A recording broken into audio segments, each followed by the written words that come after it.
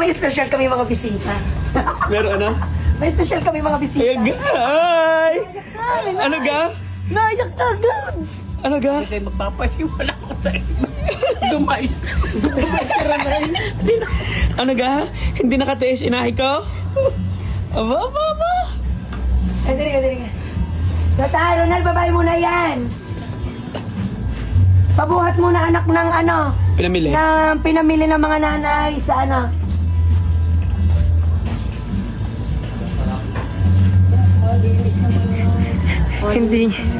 Hindi niya alam na ang bubuhatin niya ay bigay ng aking bianan.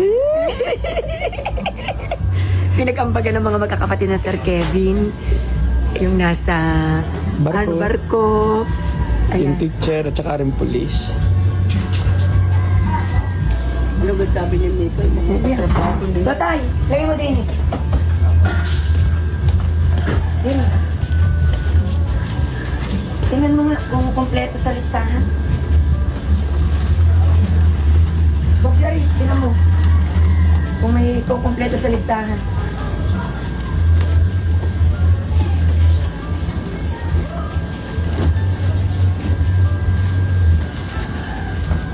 Tingnan mo, may listahan yata dyan. O siya, alas ko Ala. na yun. Hindi. Tatay, bigay yan ng mga nanay sa iyo.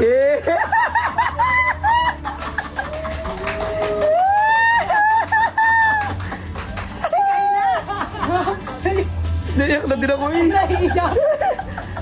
Galang ba ang takbuhan eh? Daddy, ano sabi ng nanay? Si Ronaldo ay Totoong tao. totoong tao. Yes. Ayan. Ay, ang nanay iyak nang iyak sa iyo. Diyos ko po, 3 araw nang umiiyak ang aking inay dahil sa kwento na iyong buhay. Hindi tuloy nakatiis ang 3. Ipinamili ka ng grocery. Oh, yan. Oh, yay! Yan. Super saya kami para sa'yo. Hindi na nakatiis ang 3 pinagambaga na ang grocery ni Ronel. Nanay, nay, grabe. Nakaw, 3 araw nang umiyak na umiyak. Sila'y natutuwa sa iyo, anak, dahil kaktuwi daw makikita mo. Bless Lagi ka daw ng nagbe-bless. bless. Wala na daw ginawa kundi maglinis na Tapos, maglinis. kita daw ng nanay na napakamatapat mo sa akin. Oo. Yan, I love you daw. Ganyan ito. Ayan, ganyan din daw kami noon. Ano Ganda ga? naman ang kanya, mga staff. Ayan. Alam mo, anak, ang buhay ng mga Sir Kevin noon ay gayaan din. Di ba, nanay?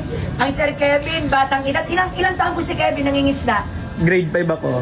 Grade 5. 11. Kaya nakita ng nanay kung ano ang buhay nila noon. Yes. Ana, Ang Sir Kevin ay dating kargador. Magtitindi na isda sa palengke. Yes, may maisain lang. Nasali daw namin sa singing contest. Oo. Ano si Mikaela? As in, wala kaming maisaing noon, nanalo ang inay. Tapos ang kanta ninyo, huwag kang mag-alala, hindi ako iiyak. Pero iyak siya lang iyak habang nakanta. Sa halagang 500, kaya kami may naisaing noon. Mikaela, ano naramdaman mo nung makita mo si Ronel? Nalalapit sa inyo. Sabi ko, wag muna, sabi ko, magtatawagin. Ay, iyak na ako kasi na. Oh, yan lahat. Oh. Ayan! Oh, ligpitin na, ligpitin! Ah, madaming nagmamahal sa iyo, anak. Ayan. Unay Diyos, anak. Ayan, salamat daw po, nanay. Thank you.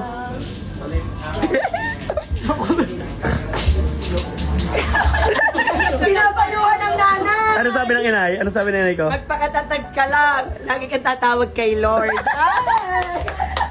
Okay, thank you, inay. Thank you, Kikay. Thank you, Miko. Thank you, CJ. Thank you. Thank you. Ah, Eh. Okay, thank you. Bye-bye po. Ingat kayo sa pag-uwi. Ingat sa pag-uwi. Bye-bye, bye-bye. Ano ga? ah. Matatapos ang kalbaryo ng iyong buhay. Yes, Iyong unay magulang, Diyos. unay Diyos. Anak. In Jesus' name. Yes! Grabe naman. Patingin kaya talaga kami natin. Ay, hindi namin alam to na Sir Yes, Kevin. hindi ko din yan alam. Nag-message lamang na may dadalhin daw. Oo, may dami ba siyang Kakatuwa. Ayan, may mga tinapay. Ang daming tinapay! Wala mo, paninda yung... Akala may paninda? At least, okay. Ang daming tinapay. Hindi namin to alam. Yes. Oo. Nag-message na lang sila sa akin, meron silang daw As in, dadalhin anak, para sa iyo. Nag-ambagan yung mga magkakapatid at ang nanay at tatay para kahit pa paano ay makapatabot sa iyo. Yan. Ang saya ng puso ko. Iyak na naman ang iyak. Diyos ko po. Sige. O, ligpit. Ito ay iyong iuwi. Yan. Ilalagay natin sa mas maayos na nalalagyan. Ano yung nata ko sa isip ko? Ah. Ito na nagsimula na ang pagsikat ng araw sa madilim na buhay ni Naroli. At Yay! Unay Diyos palagi. Unay Diyos. Unay Diyos. Unay Diyos.